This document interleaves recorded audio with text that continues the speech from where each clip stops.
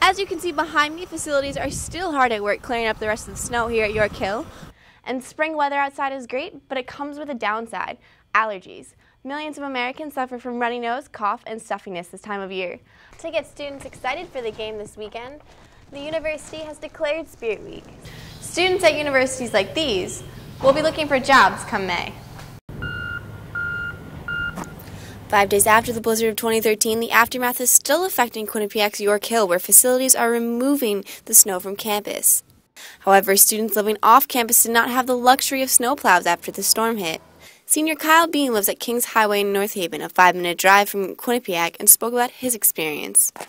Well, we were prepared as far as having the shovels. I think as a house we didn't really get after the snow as early as we should have, so then it was kind of just more irritating afterwards because it was just freezing over and everything. But I'd say we were most unprepared for food supplies, water, Gatorade, anything like that. Roommate John Leonelli thought students who lived on campus had an easier time. It was a lot more of a pain than having generators and snowplows all around, so it wasn't too bad, but it was a little bit harder. However, senior Rebecca Muller, who lives on York, was equally unprepared for the storm. There was snowbanks that were taller than I was outside of my room. But I had no shovel, so when I had to go dig out my car, I had to buy a 5-gallon paint bucket to dig it out because there were no shovels. I really thought that they would get it cleaned up by Saturday. As you can see behind me, facilities are still hard at work clearing up the rest of the snow here at York Hill. Reporting from Hamden for QNN News, this has been Jessica Finger.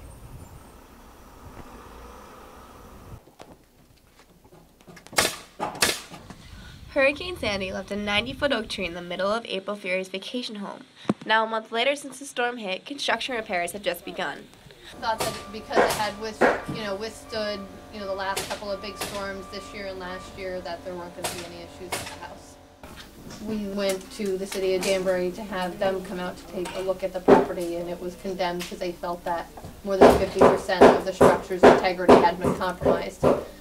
As repairs continue on the home, in the grand scheme of Hurricane Sandy damage, the Fury family was lucky. Over 8 million homes lost power during the storm. There was an estimated $50 billion in property damage from the storm and an estimated $25 trillion loss from a lack of business activity. For now, the Fury family is making the best of the situation by focusing on fixing their home.